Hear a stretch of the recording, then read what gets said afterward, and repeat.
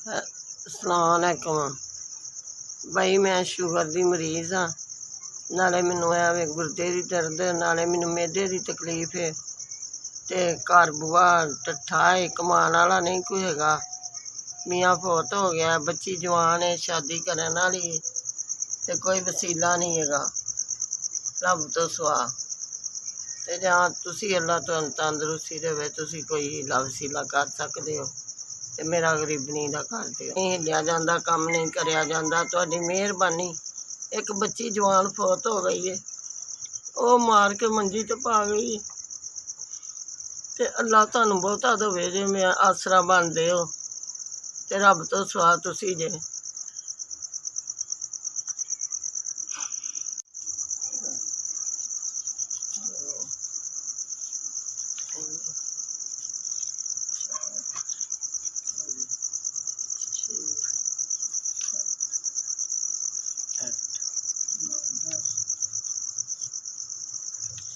10,000 रुपया SVS। अल्लाह तुहानू बहुता देवे, तुसी साडी मदद कीती है।